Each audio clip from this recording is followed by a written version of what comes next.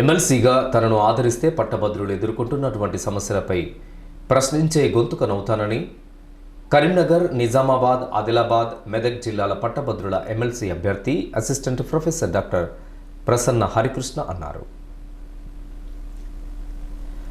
ఆదివారం సాయంత్రం గోదావరికంలోని శ్రీ లక్ష్మీ గార్డెన్స్లో పట్టభద్రుల ఆత్మీయ సమ్మేళనాన్ని నిర్వహించారు.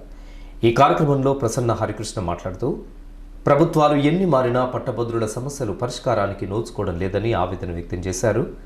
రోజురోజుకు పెరిగిపోతున్న నిరుద్యోగ సమస్యను నియంత్రించడంలో ప్రభుత్వాలు నిర్లక్ష్యంగా వ్యవహరిస్తున్నాయని ఆరోపించారు.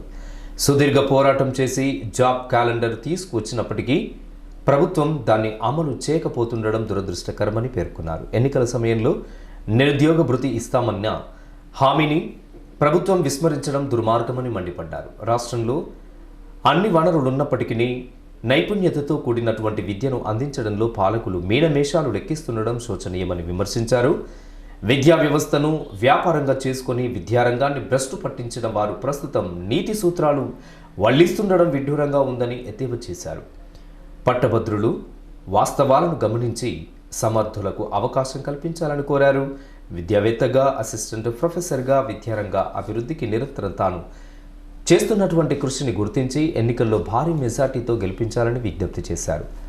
మండలిలో ప్రశ్నించే గొంతుకకు అవకాశం కల్పించాలని అభ్యర్థించారు. పట్టభద్రుల ఎమ్మెల్సీ ఎన్నికలు మార్చిలో జరగబోతున్నాయి.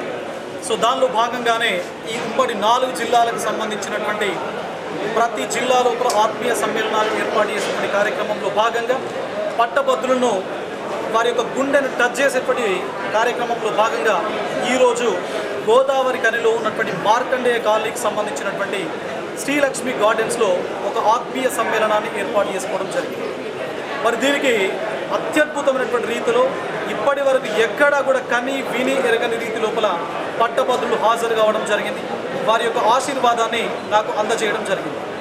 మరి ఎందుకు ఈ పట్టభద్రుల ఎమ్మెల్సీ ఎన్నికలు ఈసారి కొంచెం స్పెషల్గా మారాయి అంటే ప్రసన్న హరికృష్ణ యొక్క కంట్రిబ్యూషన్ గత 6 నెలల నుంచి కనబడతా ఉంది. మొత్తం ఎన్రోల్మెంట్ మనకు 3,41,313 జరిగితే ప్రసన్న హరికృష్ణ టీం నుండి 1,53,196 ఎన్రోల్మెంట్స్ మా వైపు నుంచి జరిగాయి. మరి దీనిలో భాగంగానే ఎక్కడికి వెళ్తే అక్కడ చాలా అద్భుతమైనటువంటి స్పందన జరుగుతూ ఉంది. ఎందుకు అన్నప్పుడు నేను బేసిక్గా మొన్నటి వరకు అంటే 3 నెలల క్రితం వరకు కూడా ఒక అసిస్టెంట్ ప్రొఫెసర్గా పనిచేశాను. అంటే 16 సంవత్సరాల సుదీర్ఘమైనటువంటి ఉద్యోగ జీవితంలో నేనున్నాను కాబట్టి ఉద్యోగుల సమస్యల పట్ల నాకు అవగాహన స్పష్టత ఉన్నది. నేను బేసిక్గా టీచింగ్ ప్రొఫెషన్కి సంబంధించిన వ్యక్తిని కాబట్టి విద్యా వ్యవస్థ ఏ విధంగా ఉంటే బాగుంటుంది అనేటువంటి విజన్ నాకు ఉన్నది. గత 18 సంవత్సరాల నుంచి నిరుద్యోగుల యొక్క జీవనంతో నా జీవన గమనం మమేకం అయి ఉన్నది కాబట్టి వారికి పుస్తకాల రూపంలో, క్లాసుల రూపంలో, గైడెన్స్ మరియు కౌన్సిలింగ్ రూపంలో కొన్ని లక్షల మంది నిరుద్యోగుల యొక్క గుండెను టచ్ చేసినటువంటి అనుభవం నాకున్నది కాబట్టి మరి ఈ దృష్ట్యా ఎక్కడికి వెళ్తే అక్కడ ఈ స్పందన అనేది కనబడతాం.